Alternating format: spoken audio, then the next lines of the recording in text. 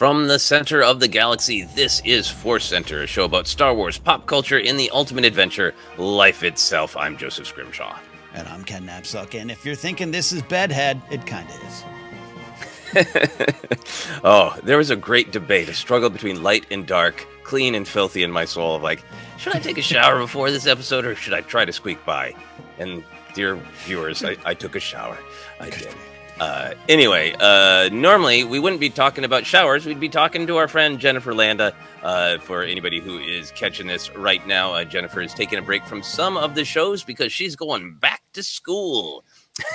Isn't that a Rodney Dangerfield movie? I don't think that's what's happening. She's, I don't think she's like raiding any, fraternities. I think she's just studying. But anyway, she'll be continuing to join us on the Acolyte review. But Ken and I will be flying solo here.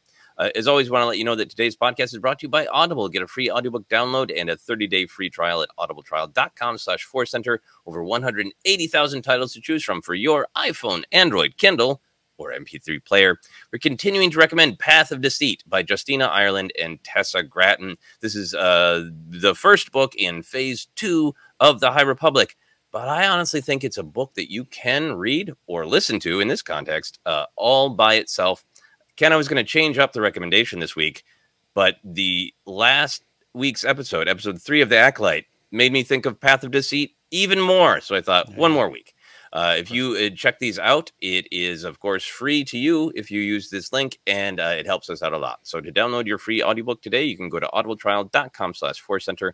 One more time, that's audibletrial.com/ForceCenter for your free audio book. All right, we move on to our asks. Ken? We are asking that you consider trying out YouTube. Have you tried it? Have you gone there? Oh, my God, everything's on there. No, we're having a lot of fun broadcasting over on YouTube as well as the podcast, showing our faces and our hair when you wake up and are going to get to the gym right after this. It's been going good. So we have a goal to reach 10,000 subs, and we crossed a goal, sort of. We set a goal for 9,000 subs before the Acolyte started, and 3 weeks in, we have crossed 9,000 subs. So for us, we're excited and moving forward towards 10,000. So if you're watching here and you're relatively new, or you're not a long-time listener that's kind of, watching our faces for the first time, subscribe here. We have cool things coming too as well, live shows, college shows, all those things here as well. And we appreciate those who have been on the ride thus far. That is right. And there has been a great growth. We grew like over 100 subscribers in the last week. So 10,000 by the end of Acolyte, it's a daring reach. We might not quite make it, but we want to push for the big goal. So thanks to everybody who's been joining there. And thanks to everybody on YouTube who's been having a really great discussion of the Acolyte. We've had a couple of people, I think, who have been rude and possibly disingenuous in the way they talk about the show, but really not that many at all. For the most part, we've had really, really friendly back and forth chats with people who enjoy the show or struggle with a part of the show or have a very strong opinion about the show, but are able to express it in a way that makes it a fun conversation. So thank you to everyone who's been able to do that in the YouTube comments. All right. Life in Star Wars adventures. Ken, did you have a big week? Did Star Wars play a lot of a role in your week? I had a dragon-filled week. I had to do a crash rewatch of House of Dragon Season 1, which I did, and then the Episode 1 of Season 2 came out, and it was great. It was wonderful. It was dark and gloomy and dour and brooding with a little sprinkle of humor in, which I thought was missing from a lot of Season 1. But I don't talk about it anymore. I've given up my show, Casterly Talk. Alden Diaz runs that, and it was nice to just turn off the TV and not do 4 pages of notes and not get embroiled in any controversies. But I still love that in the Star Wars world, though I have to admit this last week's been challenging, and I'll dance around it as nice and try not to be rude as well. Try to talk about it in the best way. I love the Acolyte. It's inspiring some great conversations. People keep asking me in my own life, texting me or if I see them in person, how you liking the Acolyte? And I go, I like it a lot. I like the discussion about it, around it even more. But that has become challenging for me personally. I don't even know how to put my finger on it, Joseph. It's just there is, my beliefs and my view of Star Wars aren't the right way. It's my way, and that goes for anyone else there. It goes for you, and while you and I are generally, I think, aligned, there's little things we gravitate to, different from the other person. Same with Jennifer. So it's never about differences. Like you said, the way that people choose to express it. There's people in our comments who are like, I don't know how you like the show. I don't like it, but hey, cool. I can always engage with that, or I can always just doff my cap and say, cool, you're at that side of the bar, I'm at this side of the bar. But there's been a lot of discussion around the Jedi this week that has just tested my patience and my desire to give into anger, and I don't know where to go. And I'll just summarize it. In 2017 into 2018, I felt for most of that time the battle was looking at people who didn't like The Last Jedi and said, that movie was all about destroying the past. It was an anti-nostalgia movie. And you're like, not really, but okay. The villains had some thoughts on it. It's not that. It's not necessarily correct, but we're open to interpretations. Now the battle is people are like, it's just like The Last Jedi, where they said the Jedi must be destroyed. They must go. That's what Luke's point in the whole movie was. And the Acolyte's continuing to do that. And thank God. And that's not what the movie was saying or doing. And I don't even think that's what the Acolyte's doing. We're 3 episodes in. And I just have to try to be honest. It's colored my week a little bit. And it's forced me to, and maybe it's a good thing, to put down the phone, to get off certain social media sections. And it's not X. The worst offender is Threads, which has just brought out the smugness of the smugs. And I just have had to go to my knees, meditate, be a Jedi as best I can. I understand, and I'm with you. And I've had many shower conversations or walking through my lovely neighborhood. I'm lucky to live in, and speaking essays about the Jedi to phantom humans in my mind. Yeah, I mean, big picture. I'm really loving the Acolyte, and I have no bones about the Acolyte. The Acolyte is set in a time where the Jedi are beginning to falter, and that's a part of the story and the lore, in my opinion. So I don't mind that it is putting Jedi up for question, particularly this last episode, where I still feel strongly of like, we've only seen parts of the story from Osha's perspective, from May's perspective, from the Jedi's perspective, from the Witch's perspectives. We still haven't seen like definitive moments for me, definitive important choices. But I'm fine with the Jedi being questioned, because I think, to me, the Jedi are the heroes, and one thing that heroes do is they question themselves, they make mistakes, and the question of do they remain heroes is, when they make a mistake, do they think about it? Do they reflect on it? Do they question it? Do they try to recenter themselves, find their North Star, and pick themselves up and try again even after they made a mistake? And for me, a lot of the conversation I'm seeing is very dogmatic, is the Jedi are good, the Jedi are bad, period. And for me, the Jedi are noble people who try to walk a high road and often slip from it. But what makes them heroes is that they look at those mistakes and they try again to recenter themselves, which is 1000%, in my opinion, the story of The Last Jedi. Luke had a horrible tragedy. He slipped for a moment and feels there's devastating consequences to it. He is not entirely responsible, but he is running away from it all and makes the choice to say, nope, a Jedi exists to help people. So let me think about how I can help in this situation. And defends people, saves their lives, allows himself to be seen as a mythical hero that can be looked up to. It is a incredible validation of the Jedi, even after their mistakes, is my personal reading of The Last Jedi. Yeah, I believe one of his last lines is, "I will not be the last Jedi," right? I believe he does pass the baton in some way. that trailer Luke who says the Jedi must go is not film Luke. And he doesn't say, and I will not be the last Jedi. Ugh. It's it's a proud moment. It's a, Rey was right. I needed to give her inspiration. People need to stand up against the darkness, defend people. That's what the Jedi are for.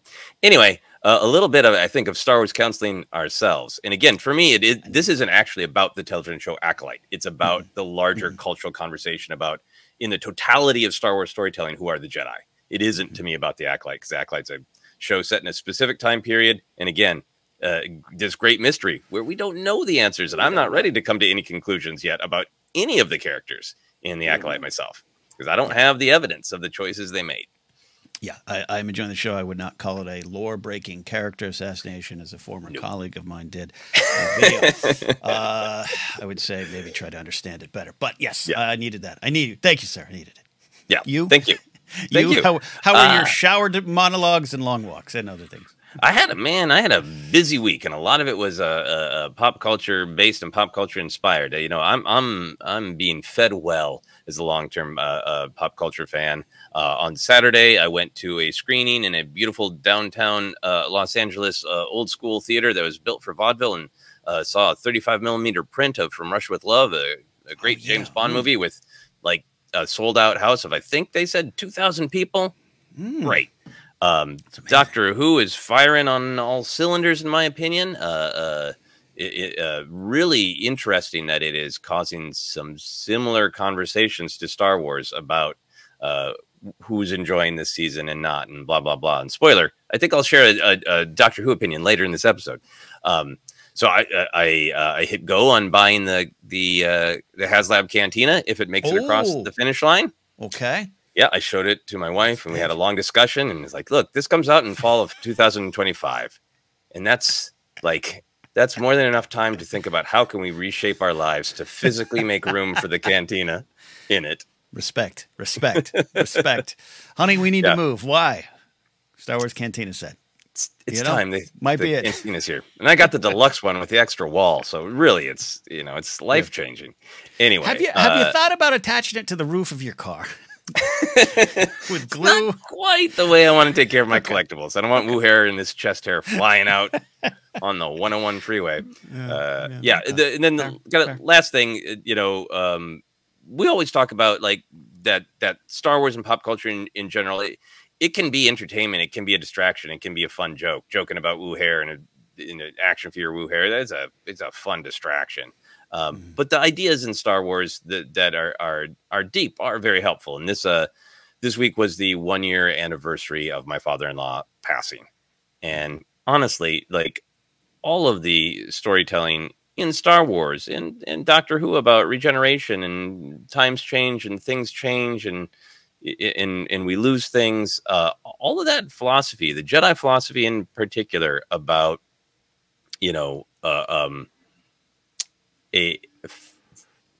being sure to reflect on the joy of having known someone as well as the pain of having lost them. That was incredibly helpful this week. So Star Wars was here for me everywhere from ridiculous plastic giant fake space bar to helping me process real life painful things. So I love that Star Wars offers me those huge extremes from the absurd to the profound. I love the way you phrased that. I don't really want to get to the news, but I'll just say, like, again, much love to you and Sarah and your family on that.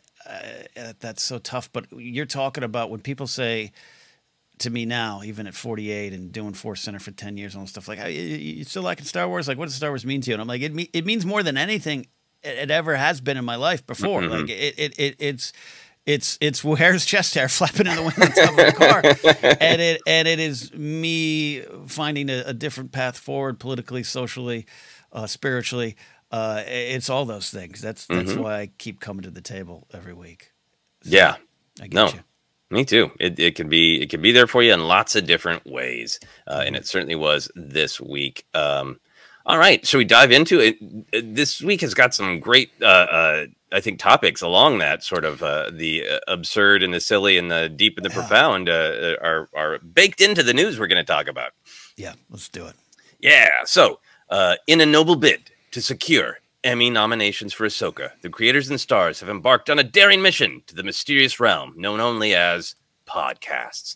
It's a very dramatic way to share the news like it's a Star Wars crawl. Specifically, Dave Filoni, Rosario Dawson, and Hayden Christensen appeared on Josh Horowitz's Happy, Sad, Confused podcast, There are many interesting quotes that came out of this. We're going to focus on a few here that were collected and transcribed by Star Wars News Net. Always want to shout them out when we use them as a resource. Now, Ken, you did not listen to this podcast, but you listened to a different Dave Filoni podcast, right?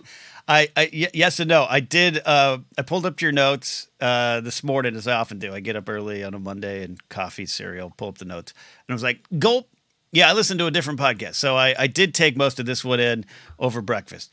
Good to go. But over this weekend, they released, there's a writers, WGA West, a podcast called Third and Fairfax, which I will say I'm slightly upset because that is the trademark of the farmer's market next door that I worked at for 4 years as security director.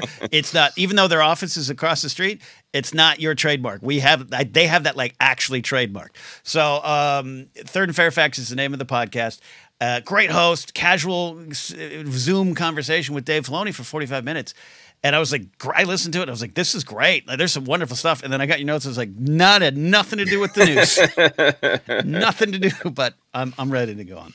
Well, yeah. So if anything, any of the things that Filoni said in that podcast are relevant to what we're discussing, please, by all means, bring it up. Yeah. And I also want to be perfectly honest that I pulled these quotes from this article. I didn't have time to personally listen to this, and sometimes actually hearing the tone or a little bit more context of the question and the way it was asked does color the answers. So if you have any insights in having actually listened to it, by all means, let us know as we go through this.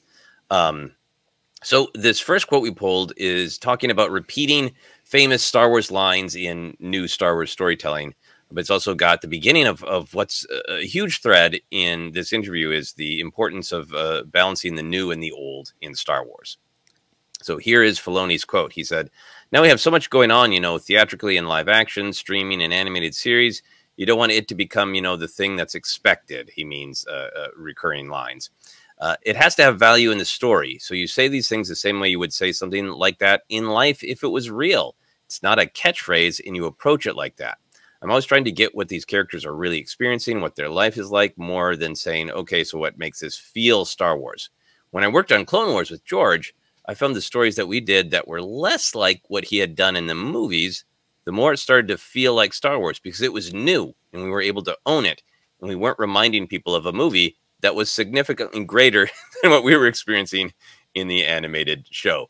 It's a lot to unpack in there, but I just want to start with the real surface level of it, Ken.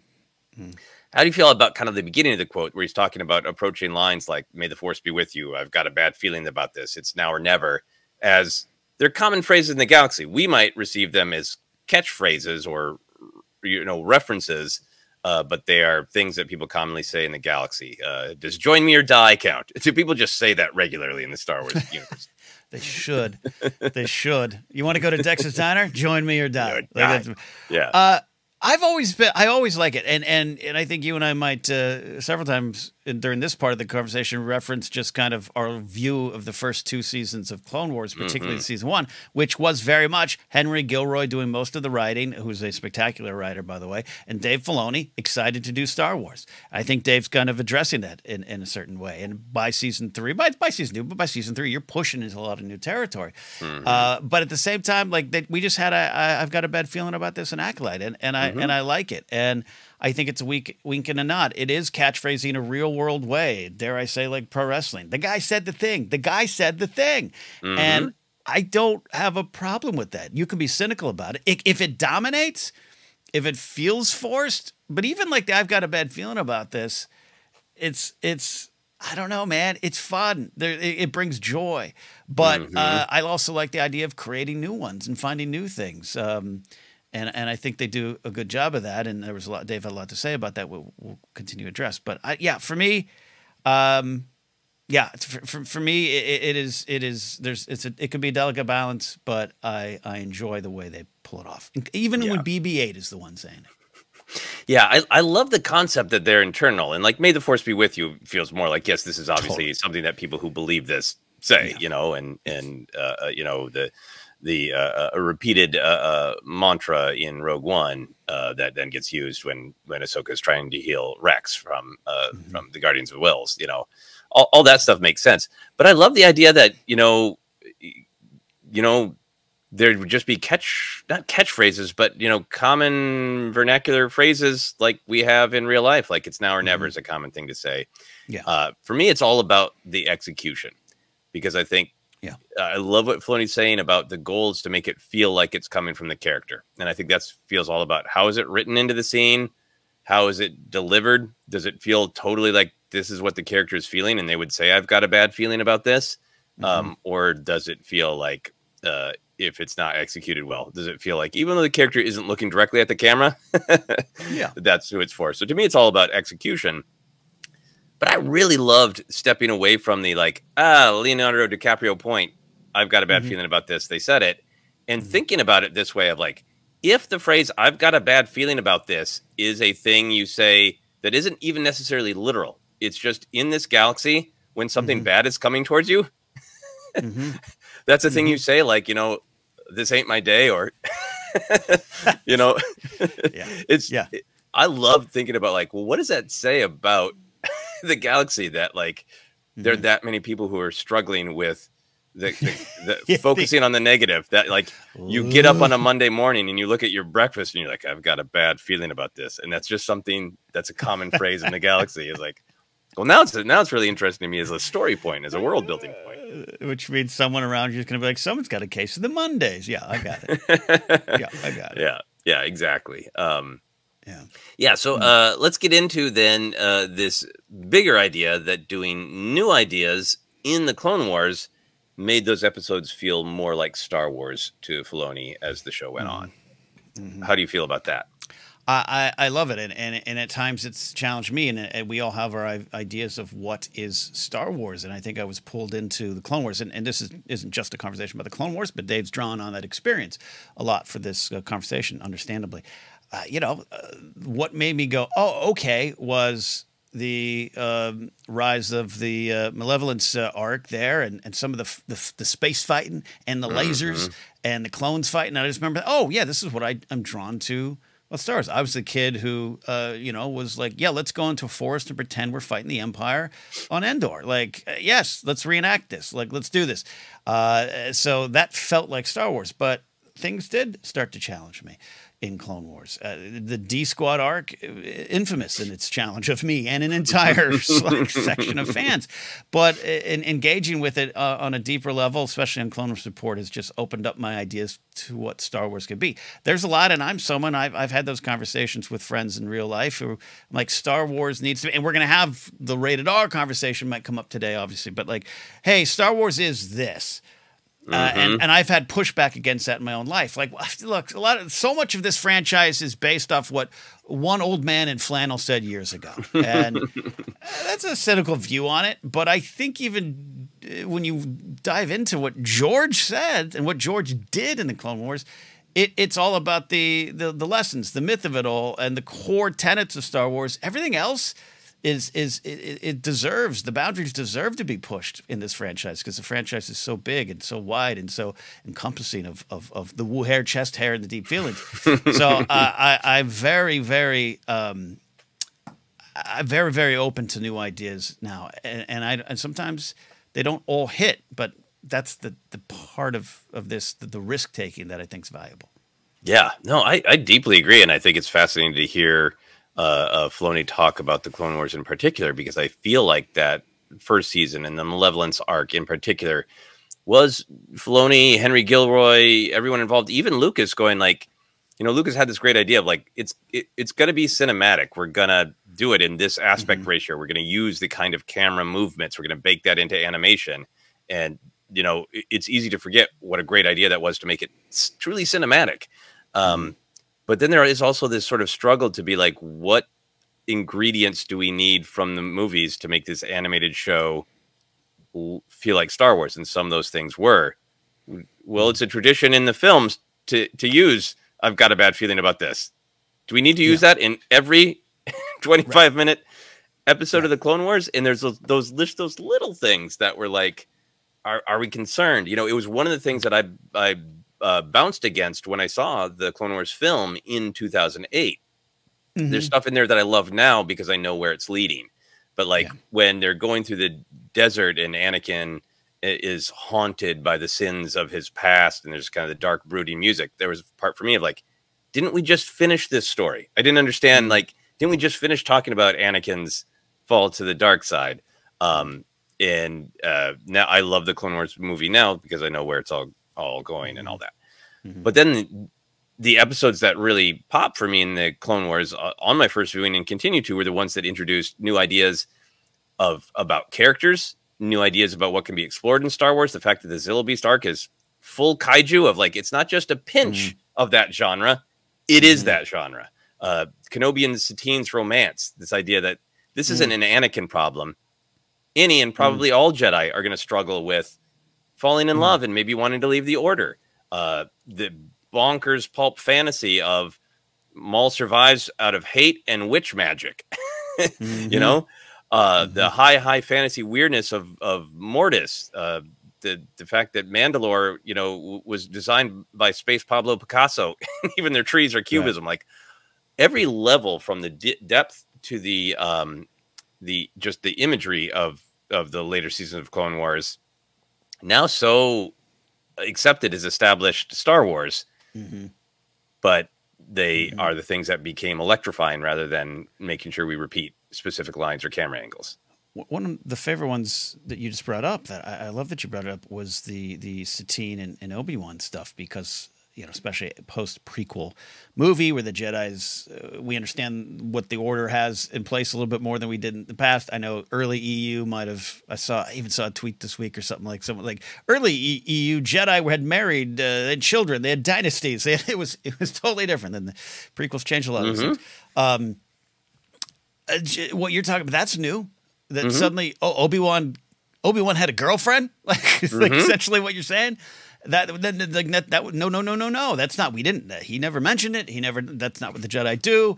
And now it's not only just something that's a beloved story, but it's new as it relates to the character. So he could still say, "I have a bad feeling about this" on a date with Satine. It could still be there, but the situation. And that's probably a very appropriate use of "I've got a bad feeling about this." Yeah.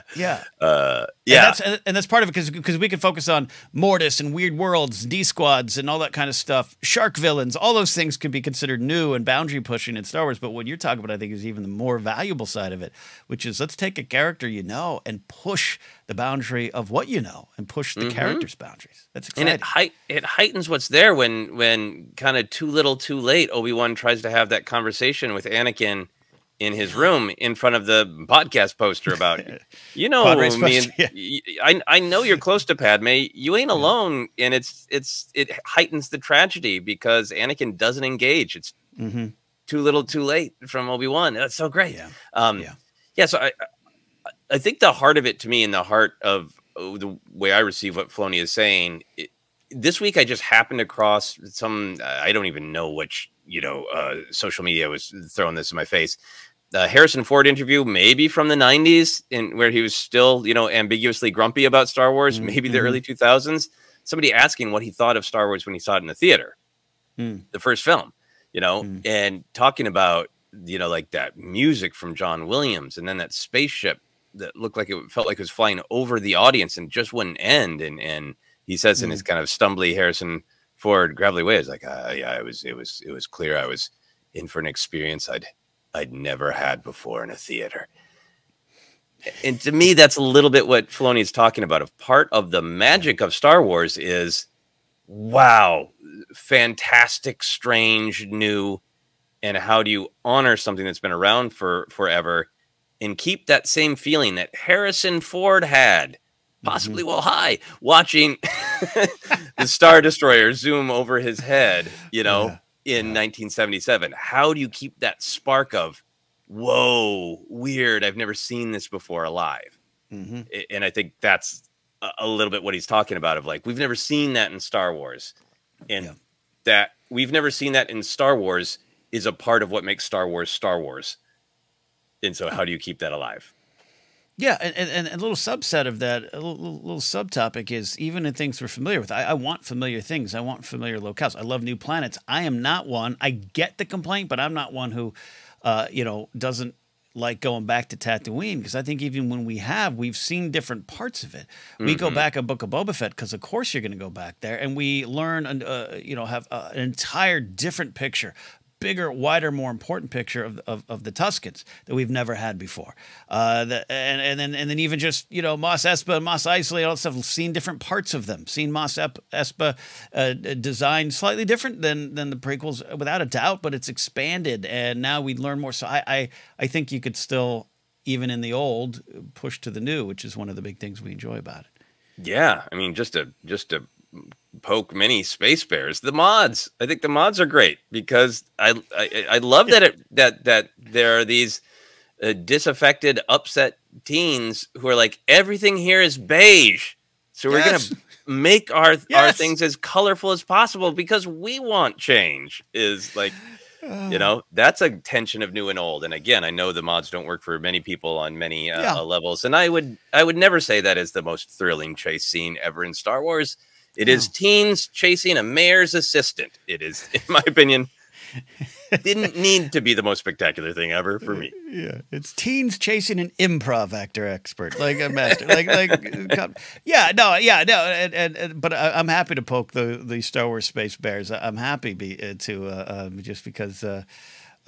It's realistic. It was to the characters. It was to the world. Like, have you ever studied generational change? Have you ever studied? Look at all the kids now. What with their boot cut jeans, where 5 years ago it was slim cut. Like that's how it works. Mods fit into all that. Anyway, different conversation for a different. Yes. But perhaps we'll continue this because Filoni had more to say from his own perspective as a fan about the idea of new in Star Wars. He said, when I was a kid watching A New Hope, I didn't know there were snowwalkers. I didn't know there was a cloud city. I didn't know there was a swamp planet. I didn't know Luke's next teacher would be a frog. There are so many things that George just created that we take for granted. And the prequels are like that, too. We take for granted how easily he makes his creation come to life. This is the Jedi Council. This is the Jedi Temple. This is Coruscant. You go down the list. Naboo, forms of government, different types of aliens. It just all comes to him with such ease. And having been around that creation, I have a great respect for it and George. I think that's really great to point out. It goes around social media every once in a while, that Star Wars fan club that folded when Empire Strikes Back came out because it was too different already.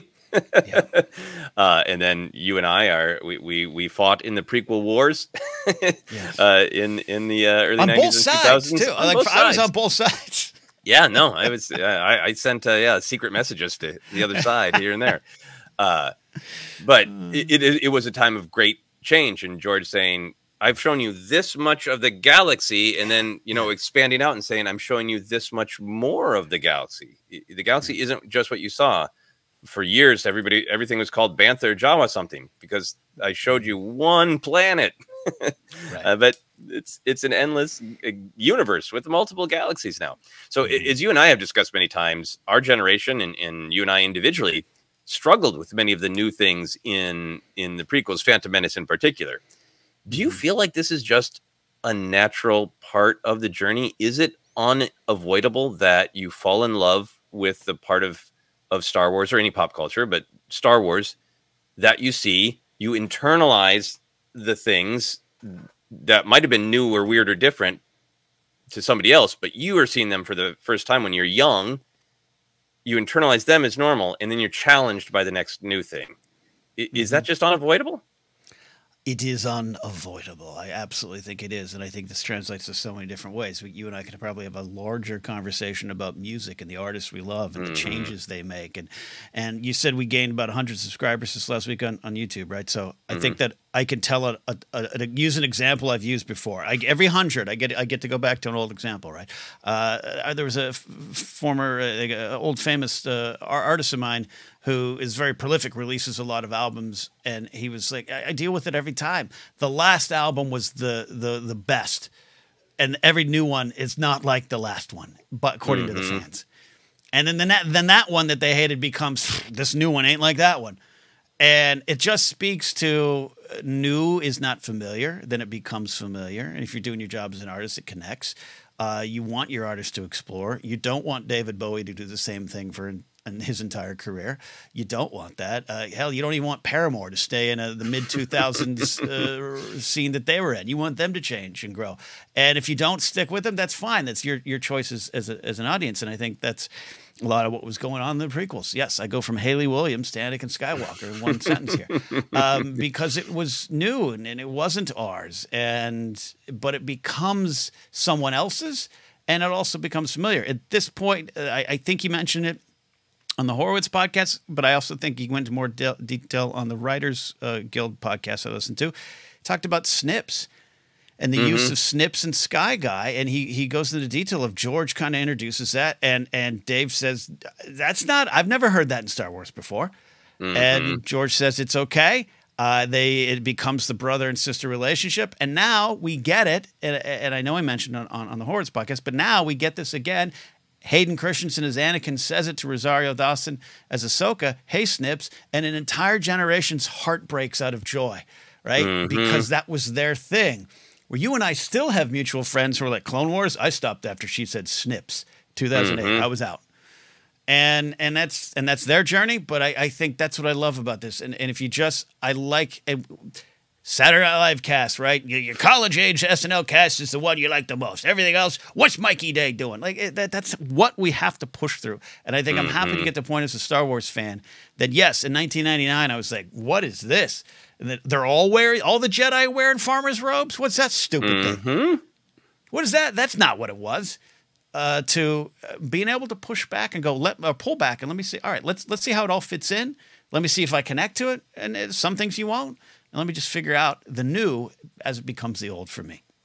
Yeah, no, I mean, I really agree with all of that. I had such a strong reaction to what was new in the Phantom Menace, the more grounded galaxy. Like it was there. The more grounded in real world taxation politics. That wasn't new to Star Wars. It had the emphasis. You know, we get the Emperor has dissolved the Senate. You know, we get Han and Lando and Leia talking about the bureaucratic concerns of Cloud City and mining details. Like it wasn't new. It just had never been the focus, but it broke people's minds that that's the opening crawl started by talking about taxation, the differently shaped aliens because the CGI was there, the cleaner designs because it was a different era and a different cultures, all that stuff. Yeah, you know, I rejected a lot of that. Then came to appreciate like how expanded the palette of the galaxy was and the storytelling of the galaxy was. So I do think it is. I think it's inevitable to some point that if you've long been a fan of something, sometimes new things are going to be like, ugh, not for me. But I think we can control how we react to that. You know, there are some things in modern Star Wars that aren't for me sometimes, and usually it's like just like tonally. Like we listened to and reviewed the Dr. Aphra audiobook, and there's some just like really modern means of speaking in that. They're like, it kind of bugs me, but that's because I'm attached to, you know, all the other ways of speaking, but I don't care. It's there for other people. It's great. And I think that we can learn to go to recognize this is a natural human thing, that it's new to me. So I'm going to resist it and go, but I don't need to reject it wholesale. Or I can even go, I don't like it, and that's fine. But what else is there for me? You know what I mean? And be okay with being divided about it. Being like, I really like the idea. I don't like the way that they executed it because I've got these biases from being a fan for this long. But I'll concentrate on the part of it I like. Yeah, no, this is one of the big lessons Star Wars leaves for all of us as you get older. You talk about you grow into Star Wars.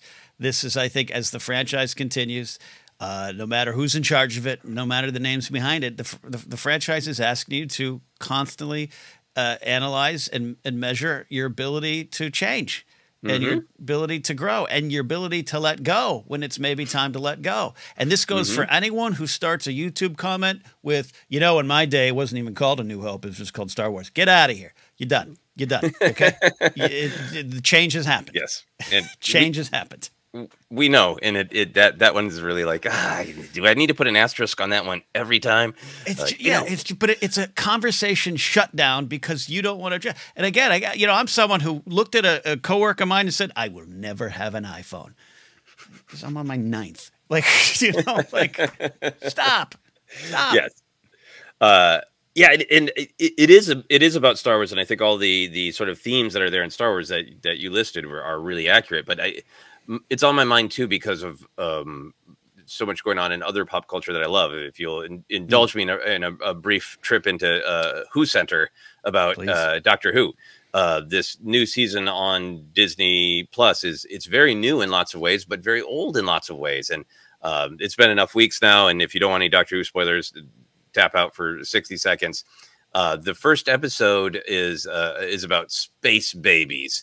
And there's a lot of surface level stuff that are like, it's diaper jokes. And big spoiler here, the monster turns out to literally be made of snot. and well, that ain't for me. I don't like it. That's not for me. On the surface. But the theme of the episode and the theme of the season is that the Doctor and his new companion were both abandoned in their youth, and they don't know the history of their families, and they have great empathy for anyone who is lost or abandoned or trying to reconnect. And they're on a ship full of babies that were abandoned for so long that they physically remained babies, but became intelligent enough to operate the ship themselves. Like, love it. So like, that's such a great example of like, on one hand, I adore this episode. It sets up everything that is meaningful and powerful about the characters and the stories. It's got a snot monster. Am I going to rage quit because snot monster's a little cute for me? Or am I going to go, I love the ideas. Let me stick with this and see where the ideas go. Yeah. For me, that's an example of like the balancing when I truly like don't engage with a part of it, but love another part of it. I would rather focus on the part I love. And, you know, someday I'll watch this and I'll just be like, it's not monster. Fine. Who cares? Yeah. You know, do you find yourself doing that with any of your loves, being able to just go, hey, there's maybe like a surface level part of this that that's not for me. That's not my first choice, but I love what's at stake in the bigger picture. So I'm going to stick with this. Yeah, I happens a lot. I don't watch pro wrestling regularly anymore, but being in the business for a while, being around it and being watching it so close, it has changed. And it's, in some ways behind the scenes, it's changed better. That includes recently get announced some horrendous monsters in management and ownership and creation. But just behind the scenes, you know, Hulk Hogan goes to train and his first session, his leg is broken. And his trainer says, when that heal's come back, then maybe that tells me you still want to do this. That doesn't happen as much anymore. At least it shouldn't. So there's those kind of changes I embrace, I love. But in the ring, the style's not for me. Now, in the old days, it was a little slower. But right in the peak in the 90s, there was storytelling. I used to hang around with Roddy Piper at matches, and he'd break down the psychology of matches. And the pace was slower, and here's why you do this, and here's that. And I don't think those things should change in a way. But I have to come to realize that the package has changed it. Now, back in the day, you had 250-pound bruisers telling a story slower. Now you got like 210-pound folks, guys, and women, because thank God women's wrestling has a higher profile. Still not where it needs to be, but back then it didn't. And they're flipping around, and a move has and a lot of the old timers get a little like, well, in my day, a super kick would end a match. Now it sets up a match. Yeah, it was your day. It was your day. But is the psychology still there? Is where I want to focus on it. So yeah, I don't love what I call the flippity flops as much as I loved the old stuff. But I have to measure it on what is there. And with Star Wars, you have to measure it what those core tenets. That's there, and can you do it? And there's risk. Filoni talks about in the WGA podcast in more detail about love working with Favreau. Favreau comes in and says, "Yeah, I want to introduce a Baby Yoda." Dave's word, so alert Bob Iger says, "I want to do." And Dave on the podcast is like, "Man," and I was like, "Oh, that could go really wrong, and that could be a problem for Yoda." But okay. And Dave said, "Goes, it looks like it was a sure bet. Now, let me tell you, it wasn't." We were worried about it up until the moment it hit. But that's exciting. That's what it should be, where the package is going to change.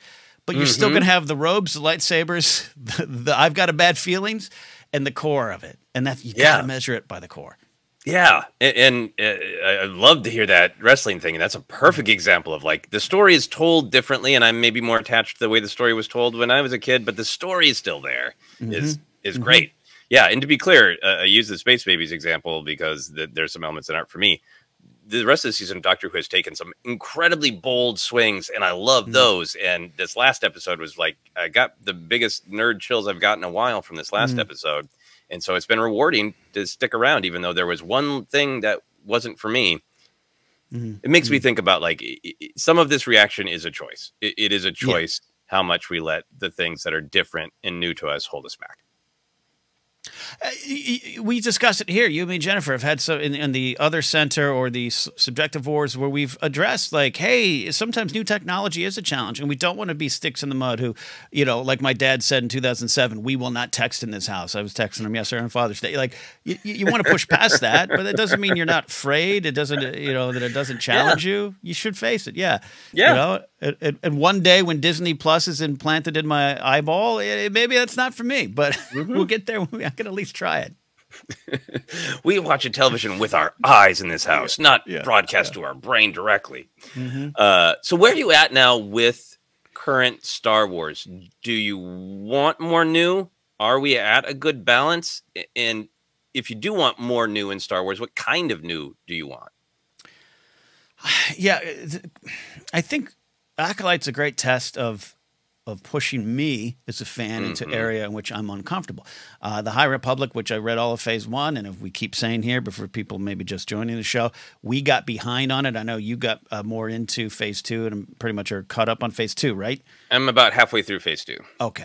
I'm not, and I've become overwhelmed with it, but I really loved it, and I was nervous, and I was really nervous. Light of the Jedi remains my favorite Star Wars book in the modern era, and The Acolyte has put me on nervous ground. Mangold's new Jedi Order or original Jedi Prime, whatever that's going to be, that scares me, but in a good way. I like not familiar ground, but I love analyzing another side of Obi-Wan. I love analyzing how the rebellion truly came to be. Even when I don't, you know, there's a lot of things put forth in Andor. I'm like, you know, I thought this was a little bit more in Mothma's control than some dude in the shadows at a you know, art shop. But I'm going to follow you on it to see where it goes. And I love exploring new angles to familiar territory in Star Wars. But I know that's not for everyone, and people have been calling for it. And I think it's doing a great job. So more of that. I think Skeleton Crew's going to be a wonderful challenge, and where it's going. Hey, have you heard the discourse, capital D, around Star Wars being for children? Here it is on a platter. It is actually for children. This is actually it, and I think that's going to be a sort of new that I'm going to be interested in seeing. So I think it's in good hands, and I know a lot of people, you know, because it's not Ahsoka didn't hit for me as much as others. But I don't want to say this was the reason, but I even had this little like, I don't need to see another galaxy. I like this galaxy. I don't want to go over there. I have no need for it. But then once I got there, I was like, oh, okay. It's kind of like, traveling to London. They still have the same sun. Got it. Okay, cool. You know, and I know in the galaxy maybe you have a different sun, but you know what I mean? Like once I got there, it was good. But I was afraid. I was really like, no, maybe those space whales will take us maybe it'll just turn left and we'll go to Endor. Like, I don't know. Yeah. I do think there's been a decent amount of new lately, and I think that is really needed because we have the wonder of more Star Wars. But that means we're just going to see more lightsabers. We're going to see more blaster fights. We're going to see more ship designs, and some we're going to need to build on the familiar. But we need to keep that Harrison Ford feeling of the first time he saw Star Wars in '77. So I really gravitate toward the new, and I feel like it's always in Star Wars storytelling balanced with like the core principles and the core ideas. But I think the High Republic in general is new. Getting to see the Jedi in their prime. Plenty of the Jedi in the High Republic era make mistakes, but it is the Jedi in general in their prime, and we get to see lots of individual Jedi with lots of personality quirks and seeing the Force in different ways, depicting it as an ocean or music, and that's all great and new. The new galaxy in Ahsoka, I loved it because that's one of the biggest, like in a galaxy far, far away. Like well, Mm-hmm. there could. I remember talking about that when Rian Johnson's trilogy was going to happen, and I think like it was going to be like it's a completely new era in part of Star Wars was I think like the only sentence they had said. And I said on Star Wars, like, I think maybe he'll go to on ForceCenter. I said, I think maybe he'll go to a new galaxy. I got some comments pushing back of like, no, it's in a galaxy far, far away, not, you know, this specific galaxy. But I love it. You know, what else can you explore there? You know, new worlds, new aliens. That's all great. I think Bad Batch's storytelling style, particularly the episodes that are kind of constructed as these brutal tone poems, the episodes we talk about all the time of you know, Outpost and the Solitary Clone. That's a different storytelling style. I think both Andor and Acolyte are pushing into more specific genre territory, just in the way the story is being told, a little bit more mystery and a little bit more here's HBO Star Wars peak television Star Wars in the way that it tells the story. So I'll take even, I want to credit Star Wars for the new stuff, but I'll take even more new. I will now more than I did in the past. You know, I have to admit it. And, you know, look, we go to a new galaxy, and I got turtle people, and I love the turtle people. So let's do it. Let's learn more. Is there any specific kind of new that you're hungry for? For you, is it more visual? Is it more conceptual? When you hunger for new in Star Wars, what kind of manifestation of new do you think about? I still stay close to the dock on it. I will admit, I want it to kind of, you know, feel and look the same at times. But I like exploring, and I think in a lot of the arguments I get in offline, I don't fight with my friends a lot. In fact, actually at parties, people start talking Star Wars. I go, I'm going to go to the shrimp cocktail, and we'll pick this up later. But it's the analyze it a new angle of the character, right? Like I was just having a conversation with a good buddy of mine, Owen. We caught up, and we hadn't really caught up in a couple of years, and so he was kind of running through the Star Wars shows, and you know, Ahsoka didn't hit from him as much as others, but he loved the Kenobi series, and we loved what you talked about so eloquently on our episode reviews of Kenobi walking down a hallway of his memories to reconnect with who he was, and it's like that's a old familiar character, and I know this doesn't count as new in a lot of people's mind, but it was just a new angle on where he was at that point in his life and where he was, and there's a new lesson for me. I also like falling in love with new characters, right? The Bad Batch at first was like, A-Team in Space, as we've talked about a lot on here. And then it was like so many new characters and moments to fall in love with and to connect with. That is a good thing for me too. New characters. So as much as I want more takes on Kenobi and Solo, I also want to know, you know, who else was around him. I think there's new people to follow. Yeah, I love the legacy characters, and I think we can always find new approaches to them. But I also think it is really healthy for Star Wars to let us fall in love with new characters as well. And if you know, Soul makes it through Acolyte, and he ends up being, you know, one of the most popular Star Wars characters, in 20 years from now, we're like, enough Soul stories already. That would be fine with me too.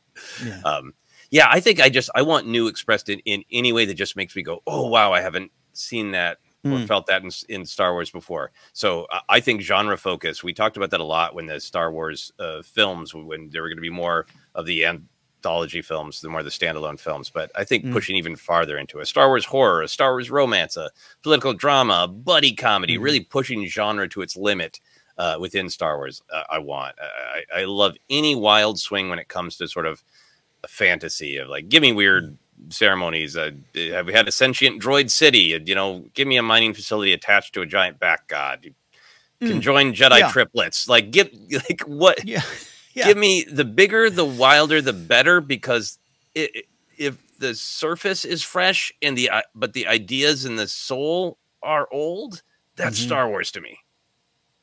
Yeah, even this past week, at the time of this recording, with the Acolyte and these witches having a different view of the Force, a different description of the Force, different ceremonies around the Force, which I consider very much not cringe. Sorry, folks, but I loved it because it was a new take on the Force and learning other people. Because a part of that is because growing up, I did not take the time to think that the Force existed outside of the Jedi and outside of the Sith.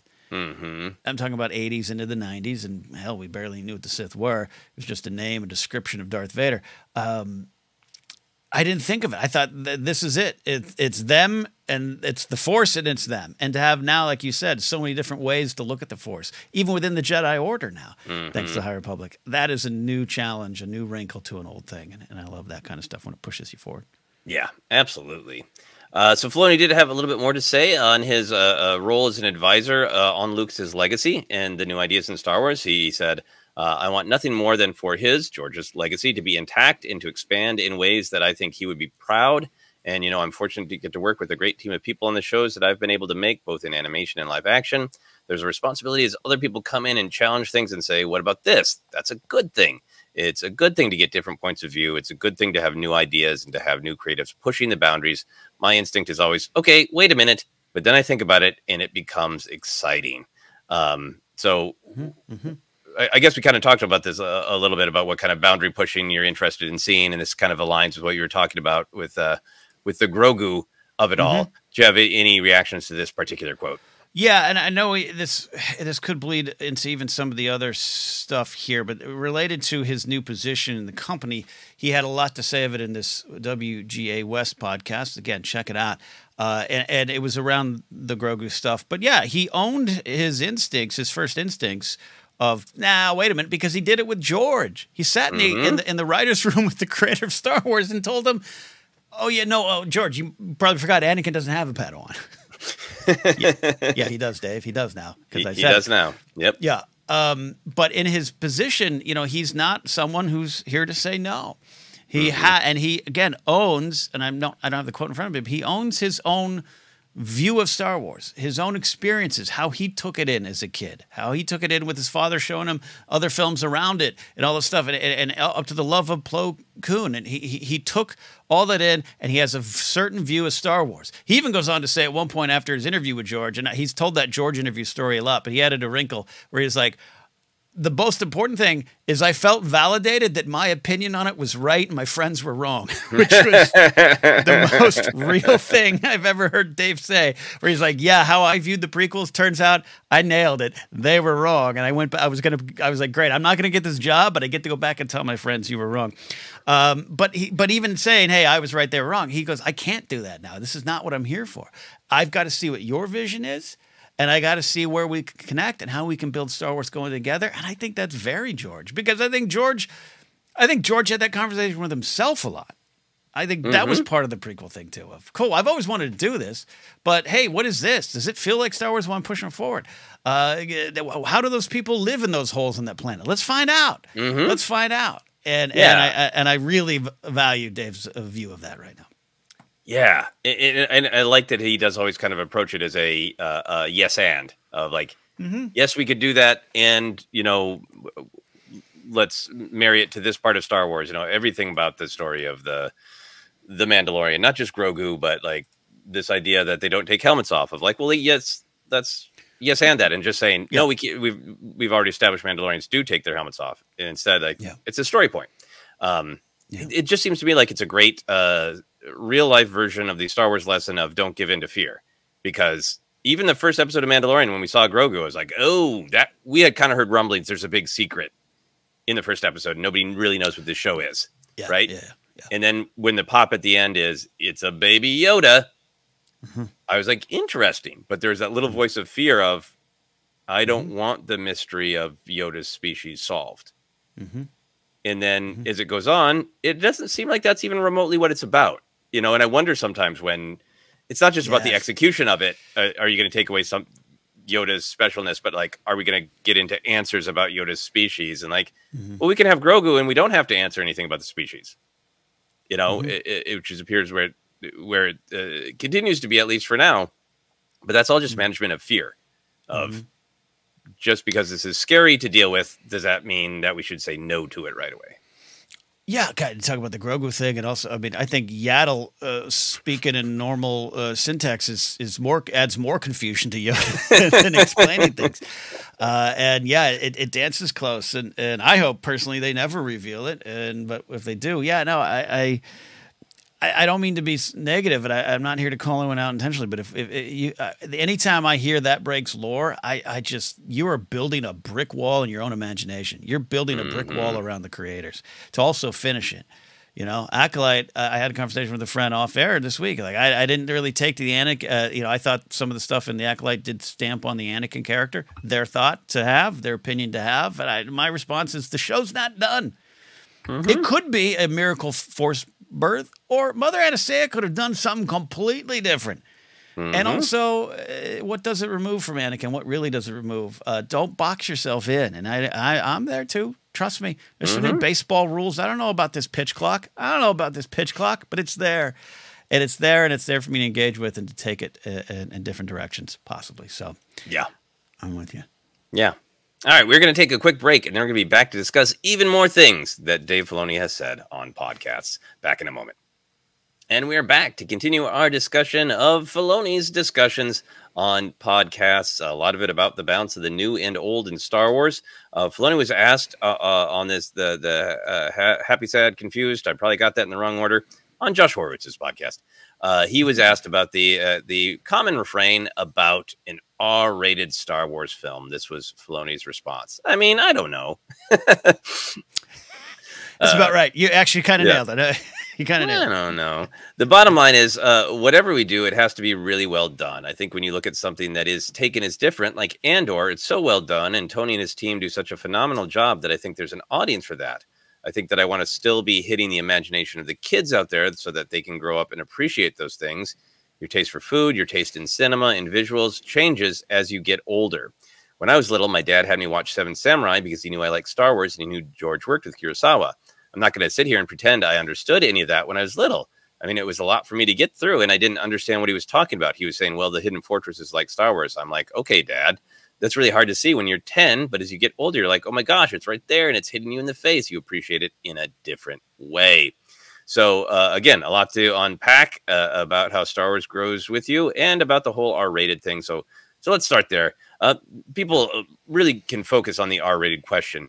When people talk about wanting R-rated Star Wars, Ken, what do you think they're after? Is it more adult-focused storytelling like Andor? And what would you want out of an R-rated Star Wars? I want to preface this by saying, and you know, not speaking for you, but also probably recognizing your thoughts too. If like this is a general conversation, this could be on you had this on an individual basis. So in general, I feel when people call for R-rated Star Wars, they're calling for gore. They're calling for what they view as grit. I think they're calling for Marva to say the F word, and I think they're maybe they want to see some people get down. I think it is. I think it's a misguided desire. I really do. And I get kind of grumpy about it. I think it was one of the reasons I was never asked back on air at New Rockstars about a year ago, where I argued with someone on air like, no, R-rated Star Wars is not Star Wars. But even in saying that, I want to pass it back to you, but go into the idea of what Star Wars is. I think is somewhat misunderstood, or some of the adult themes. I'm not people getting it on, but some of the stuff that's actually there is more mature than you want to give it credit for, because you're focusing on Jar Jar stepping in the poopy. Yeah, no, I think it's complicated, but I think for me, just like in terms of what really, right now makes a film R-rated, it is excessive graphic violence. It is a nudity. It is real world recognizable swears. And when I look at excessive violence, sexuality and swearing, Star Wars has all of those things for me. I think I'm fascinated by Star Wars walking this line of including incredibly serious, incredibly adult things all the time, but changing up exactly how it handles them. A New Hope, Star Wars at the time it was released, was you're out of here heralded as a fast, fun, whiz-bang adventure going back to, the silly, goofy, fun times of the 30s and 40s and 50s, not in this heavy drudgery. And, people have made jokes about it for years. That's how people felt walking out of the cinema. I think that's still how people feel. Luke's, aunt and uncle are burning skeletons. It's a mass genocide. Leia's entire planet is obliterated. It is an extremely violent, horrific story.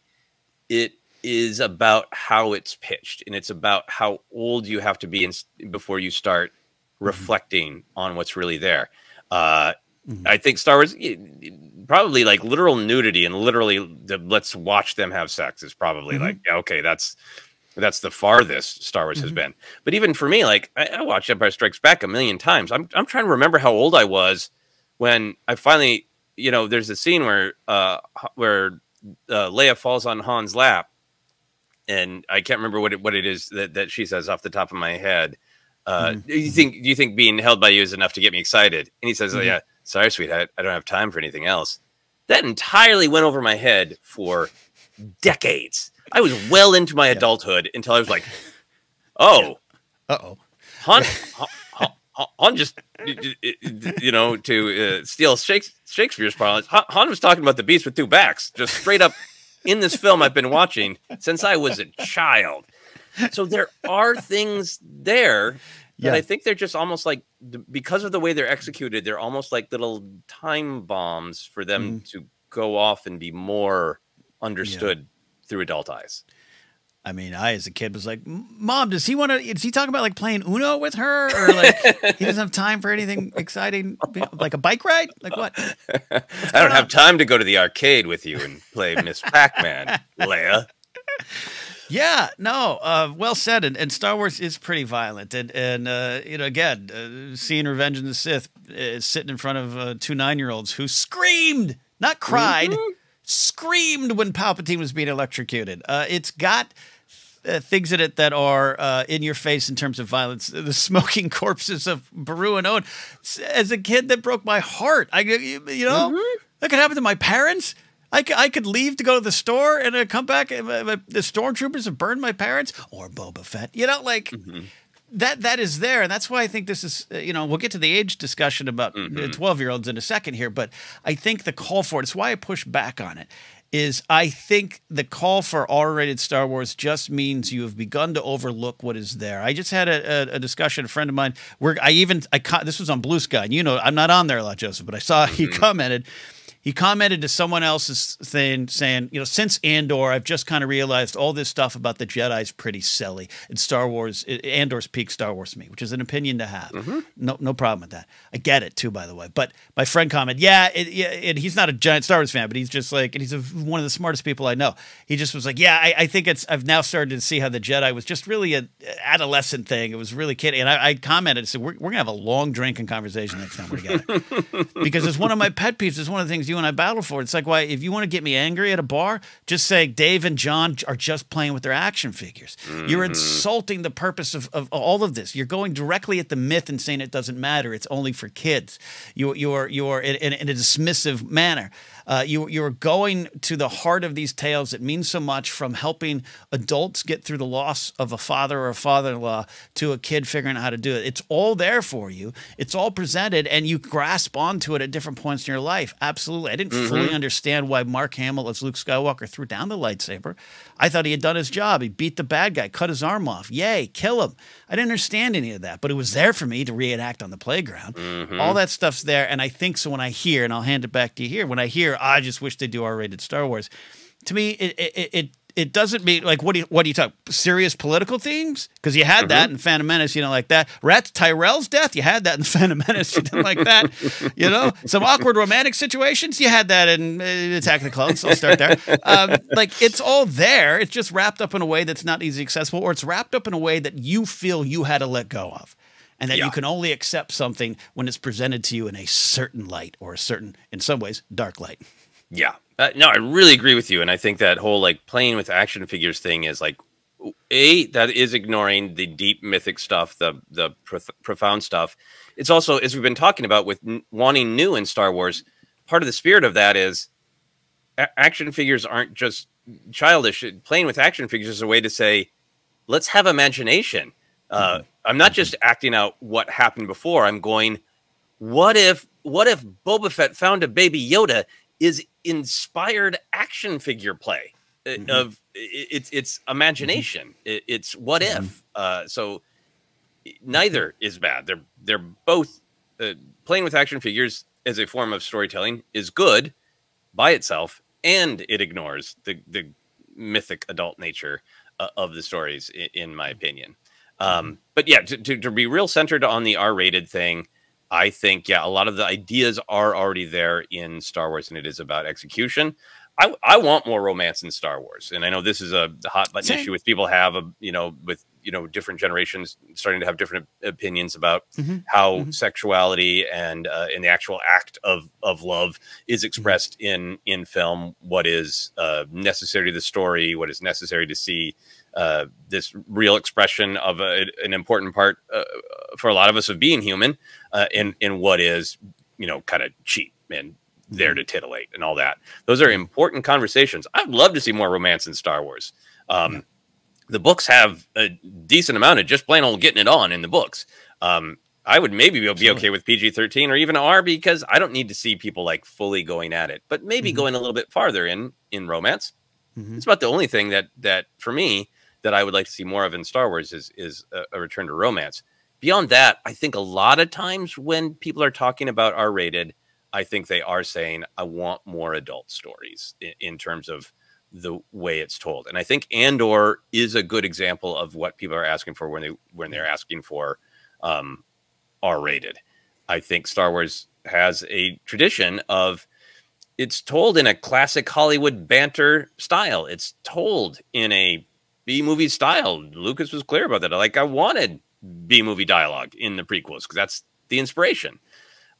Andor is written and performed like the greatest grounded drama prestige television style. It is Breaking Bad, Sopranos level of, that's the way the story is being expressed.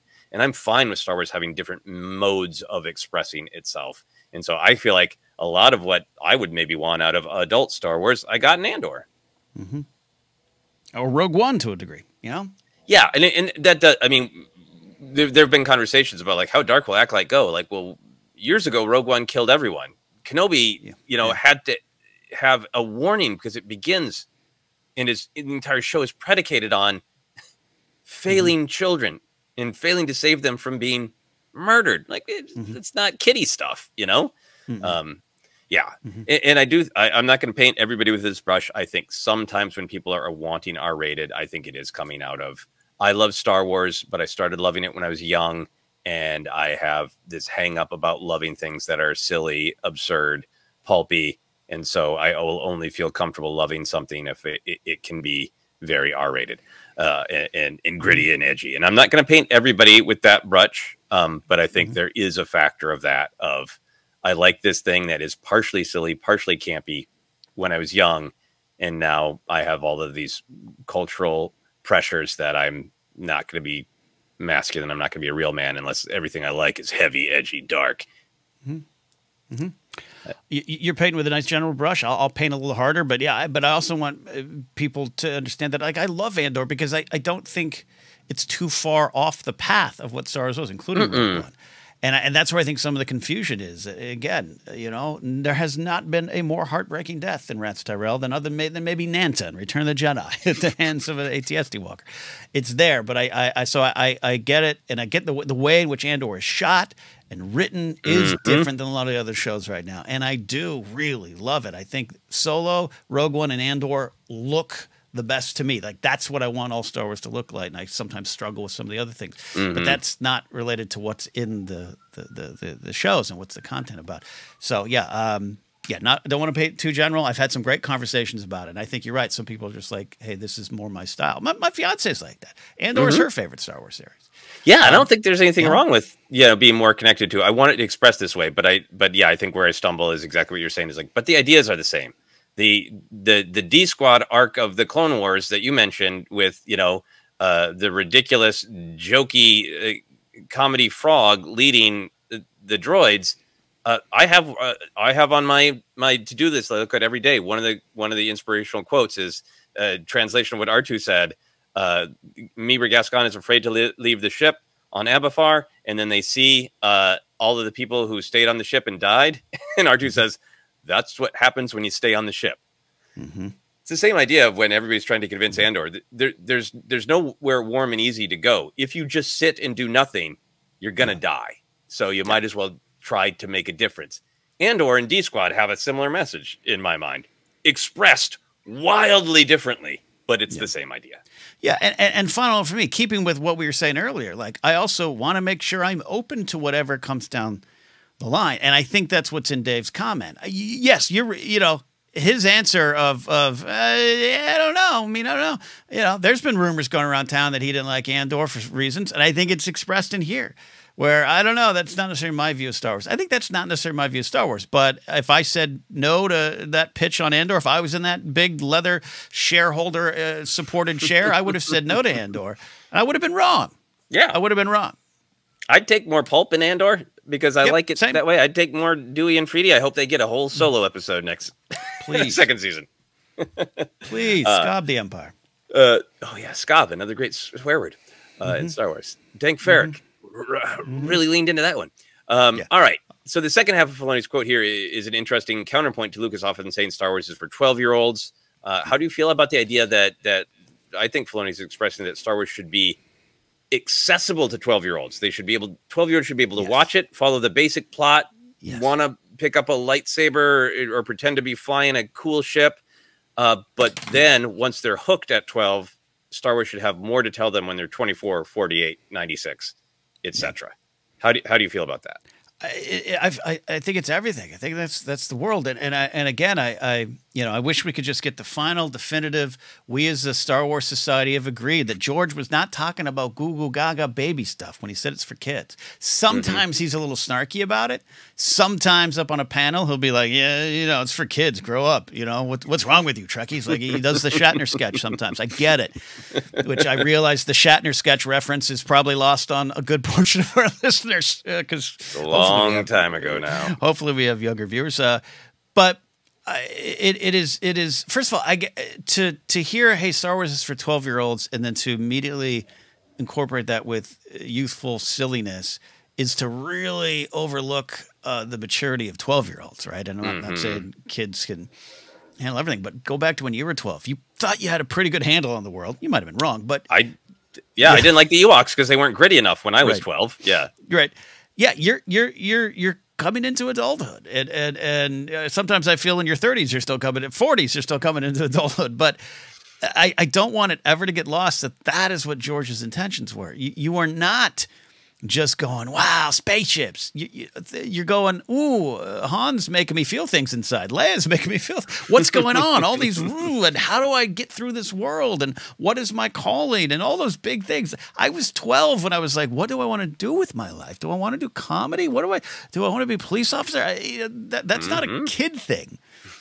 And so when George is saying it is for kids on the cusp of adulthood, it should be there. But you have younger tastes. You have younger interest, and I think that's part of the spirit of Dave's thing is like what is there to pull them in. And we have to, the speech he gives a lot of, George said the thing you have to give people, you have to give kids hope. Star Wars has to give kids hope, and I think hope is present in Andor without a doubt. It's muddled, but and I don't mean that in a criticism, just like it's a darker story, so hope is harder to find, and hopefully we get it, and we know where it ends. The hope for Andor is dim, but you got to give them hope because the world is so tough, and Star Wars. So that's a framework of Star Wars that I don't think you should move off of or want to push too far. But there's so many ways to go inside of it, so many ways to build different stories that are darker, serious in nature, all those kind of things. I think you could still push those boundaries, but it is not for kids going blah blah blah blah. It is for kids going, who am I? I need help figuring it out. Yeah, and I think I have no problem with Andor, other than I would take a little bit more pulp in it because I do think that's the galaxy. But I don't need any of the great writing, the great drama, the great modern presentation to change. Right. And I don't. It's not like Andor doesn't fire kids' imagination, so it shouldn't exist. We're lucky to be in this time where there's lots of Star Wars, and I think having things like Andor, having 3 more Andors, and having 3 more.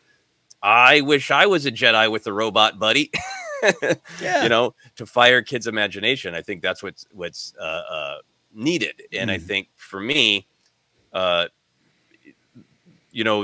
journey I've had in life, like with Empire Strikes Back, I picked up some of it when I was a child, but I've picked up more and more when I was a teen. I've talked many times about like, drumming I can learn how to drum if I listen to Yoda.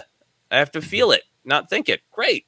I'm even learning lessons from Empire Strikes Back, today as I get older. Like, I want to make this feature film, and it really helps to go, I am going to make this feature film. Now I need to figure out how. Do or do not. There is no try. I will continue to explore what does that mean and how it can affect me. But I wouldn't have that bond with Empire Strikes Back for it to continue to teach me things if I hadn't, as a kid, said, I wish I had a lightsaber, Yes. and got to have a weird Muppet friend. That's what hooked me. And it's still talking to me today. So I think that's what's fascinating about it. And like, and I think what's fascinating about what Filoni is saying is there needs to be at least parts of Star Wars stories that hook kids' imagination so they can be there for the bigger ideas to explode in them later. And, as a big action figure collector, I love the line they did for The Last Jedi, because it was, to me, like exactly what an action figure line should be. It was almost all the main characters. They were stripped down. They didn't come with any weird rockets that they don't have in the movies. Just clear, direct. There were vehicles. There was a play set. It was like, this is ideal. And I love The Last Jedi, and I love Luke Skywalker in Last Jedi. And it speaks to me as an adult about dealing with failure in your middle age and making better choices. But I don't know that The Last Jedi sparked imagination in kids always. I loved that action figure line. I can understand why 3 3/4 existential dread Luke Skywalker did not fly off the shelves for 12-year-olds. I wanted it, and I got him right there, because I get up every morning going, how can I live those middle-age lessons that Luke learned? Yeah. But does a kid want to buy an action figure and go, I'm going to be depressed on an island? And I'm poking fun at it. I'm not criticizing The Last Jedi, but I think that's a really perfect example to me of this balance that Star Wars has to play, of these big, deep ideas and still having a spark that hooks kids' imagination, as Filoni's talking about. Yeah, Empire is a great way to look at it. I mean, it's considered the best for a lot of reasons. I agree with all of them. But yeah, you're talking about, imagine that, because I didn't. I was a Jedi kid first, as you know. I had the pop culture knowledge as a youngster, but I know you saw Empire in the theaters. But imagine a youngster, you're like 10 in 77, or maybe you're 8 or 9, and you're like, yay, and Luke got a medal, he saved the day. I can't wait for his adventures to continue. Oh, he's squished in the snow. He is depressed and lost, and he gets his hand chopped off. Like, what happened to my hero? Yep. What happened to him?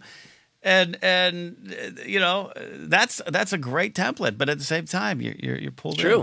in. It's about failure in building back right away. Great conversation. Finally, bringing it all back to Ahsoka, Filoni was asked how his announced New Republic film is coming along. He answered, I work in very long threads. So for me, when telling a story, I always have to know, where is this going? What's the outcome of this is going to be?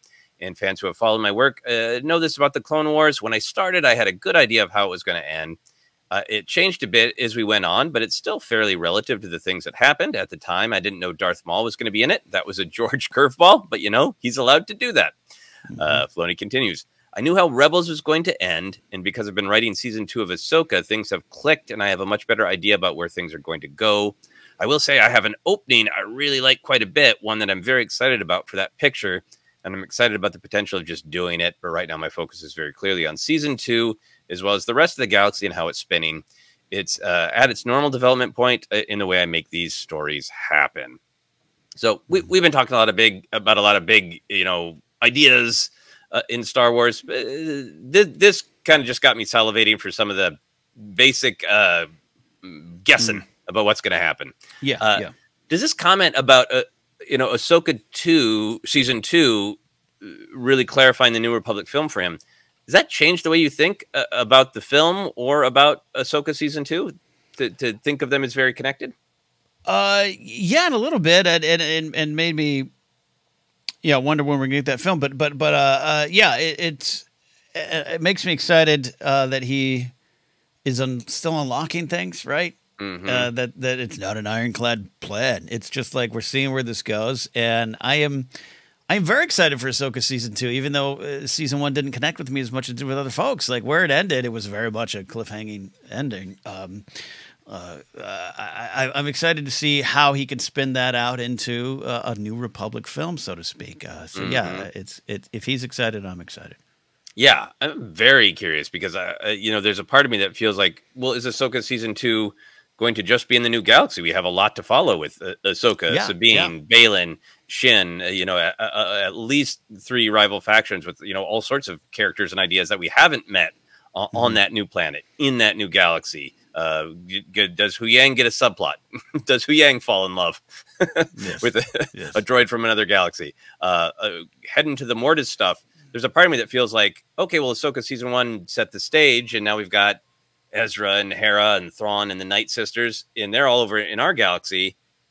And there's a part of me that's always wondered, well, is Ahsoka season 2 just going to be in that new galaxy in Mortis? And this makes me feel like I got to really be keep my mind wide open to what it will be about, or is it that Ahsoka does go to Mortis, and that does impact things across every galaxy in Star Wars and all that. So it's really interesting to think about. Yeah, it is, and he's got a lot of connections to make, and Thrawn and Ezra are back here and there. Yeah, there's a lot to play with. There's a lot of pieces on the board, as we say. A lot of puzzle pieces. So, what year do you think the New Republic movie will actually come out? He is, telling people, hey, it's a long development chain, and we're working on it. As of right now, we have The Mandalorian and Grogu announced and currently slated for 2026. We have the new Jedi Order movie with Rey that is, as of this recording, it is the general understanding that that's next after The Mandalorian and Grogu. So what year do you think this New Republic movie will actually come out? God, you're scaring me because I'm thinking of the ages I'll be. Oh, wow. And how fast it travels. I'm thinking 2028. I really am. Maybe 29. I really think so. And the Mangold film, I don't know if we'll all live to see it. I don't know. I don't know. I'm feeling like I'm going to make it a little longer than that. I hope. Yeah. 2027 at the absolute earliest, but 2028, 2029. 2029 is my guess, which sounds bonkers far away, but like Ahsoka hasn't even started. He's still working on the script, so it's probably in some level of pre-production as these things are. But it's not going in front of cameras, I don't think, until later this year or maybe next year. So I mean, the earliest would be fall, right? Of this, right? Yeah, earliest. But you're looking at 2025. Yeah, and you can look at this from the lens of just like how long does it take these individual stories to be made, right? Yeah. But you can also look at it from the lens of we are in a very unstable time in the industry where there's a real question of how much of a specific franchise will the audience respond to. Like, if Mandalorian Grogu comes out in 2026, the new Jedi Order movie comes out in 2027, at that point, is there still a feeling like we can't put this out in 2028 because it's too much and we need a 2-year window in between movies? Like, we don't know what's going to be going on in the industry. So that's why I'm thinking as late as 2029 for that new Jedi Order movie. Yeah, we don't even, in terms of shows too. Ahsoka season 2 might air on Disney, Hulu, Discovery, Warner Brothers Plus. Like we really don't know, and it's changing. And there's not a lot of work in this town, and right now, and it's a little desolate. So stay tuned. Yeah. The other thing that this made me think of when I run this by you real quick is 2027 is the 50th anniversary of Star Wars. Do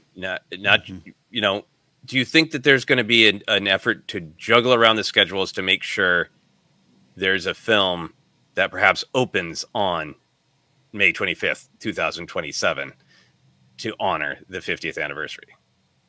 Yeah, I think that would be great. I think I'd love that. That would probably put the new Jedi Order one there, right? Which, maybe Dave pulls the. Well, I used to work with George. So let me get my movie released. I don't know if you know this. But I used to work with George. But I think it'd be fun. I was just thinking about this week of Last Jedi being on the 40th, Rise of Skywalker having a reference to the 42nd anniversary. I like that kind of stuff. Yeah. Yeah, powerful stuff. All right, we've had a long discussion about all this great Filoni interview. Any final thoughts on the Filoni interview or interviews, since you absorbed two?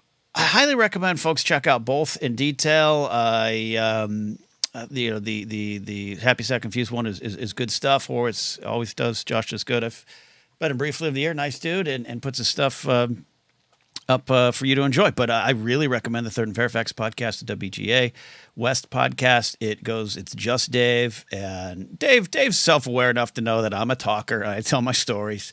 I'm a Pittsburgh guy. I'm a yinzer who's going to spin a yarn. But there's some great stuff in there. Dave answered every question in a way that I just was like, I really understand and appreciate where he's coming from, and I have confidence in him in this new position. That sometimes I question. I have some Dave issues. Again, I keep saying, as everyone caught our episodes on, Ahsoka didn't connect with me as much, and I have some issues about it. Let's not forget Chapter 5 of Mandalorian Season 1, still one that challenges me at times, though there's a lot of great things in there, and old and new things combined. So it's a great interview, and it really just makes everything he says seem that much more robust and full.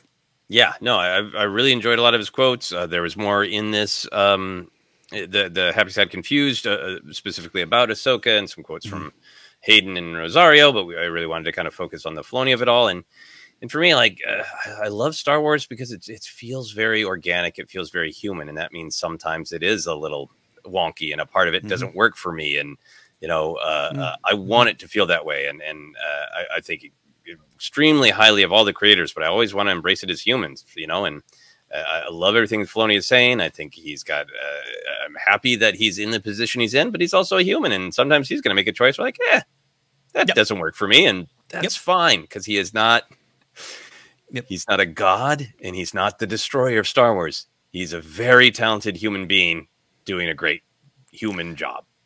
He's not either. There's a moment in Happy Sad Confused where Josh Horowitz calls him the heir of the empire, so to speak, and Dave is visibly not comfortable with that, which makes Hayden and Rosario laugh. There's also there's a great moment with Hayden. Hayden's just such a good llama farming dude where they're talking about him being back, and he's just like, oh yeah, I'm really happy to be back. I miss Star Wars. The fans are great. It's such a fun moment, so check it out. Oh, I can't wait. We're trying to throw in a question here from patrons on the end of our news episodes. We got this one from Daniel Faulkner, who says, my watch party nerd herd loved Tales of the Empire and The Bad Batch, but while we were sitting around discussing the shows with friends and family the other week, the subject of how dark they both were came up. It was by no means a criticism, more of an observation. What sprang from that was talking about how Star Wars is expressed in so many different subgenres across the various movies and television shows, but has there yet been a cozy Star Wars show? I guess we have Grogu and the Dust Bunnies, and some of the shows pitched at younger viewers, which would almost qualify. My mind immediately goes to the scenes of Sindel hanging out with Noah and Teak in the Battle for Endor. But my question is, what would a cozy Star Wars series look like to each of you? Here's a starter from us. The top pick from our conversation was a Cooking with Yoda show set on Dagobah, in which he ventures out to forage for ingredients and cooks or bakes delectables in his hut. Turns out there are actually lots of eccentric hermits on Dagobah, and you occasionally visit some of them to trade for herbs. Yoda finishes every episode in a little easy chair next to his fireplace while it rains outside. So what are your ideas? So what would your feel-good antidote to the dark times look like? Ken, what are your thoughts? Our buddy Brian Ward put out a poster for The Diner, the Dex series on Hulu that's based on the bear. I think that would there'd be a lot of comfort in that. It's funny. I was going to immediately. I had read this question, but I was thinking of rain as well, and Chirper in the rain. I always go to the Ewoks, which is interesting to me. It's something about the forest setting that's a personal favorite kind of setting for me, not just in Star Wars, but in my real life. I love going up to Arrowhead, a big bear, something like that. So it could be that just in terms of a setting, but a show. I think there's going to be elements that in Skeleton Crew, there's going to be obviously a lot of adventure and trouble and pirates and all those kind of things. But I think you're going to have that cozy sense of family, and family in Star Wars can mean a lot of different things. But I think you're going to have there's a youthfulness to the show that does speak to comfort and protection and that kind of being cozy. So there's that. I'm looking forward to something like that. But in terms of I don't know. Even one of the ones I'm thinking about, it's like I love more young Leia content just to learn more about that character at her point in her life and her family. And I love as you know, the Jimmy Smith stuff in Kenobi with young Leia is just heartwarming. But it's just there's just a tragic cloud hanging over it. So I don't know if it's too cozy. Anyways, that's where I'd go. That's Star Wars for you, right? There's so many episodes of Clone Wars that are so feel good, and as you're watching the scene, like everyone in this is gonna die. That's the nature of Star Wars. Every time we meet a young character, like Gungi, or 66, yeah. I think as Daniel acknowledges, some of the younger pitch shows I think are fairly cozy. I haven't watched all of it, but Young Jedi Adventures is fairly cozy. A lot of the Lego shows are fairly cozy. Yeah, that's a great example. Yeah. A lot of these sort of like not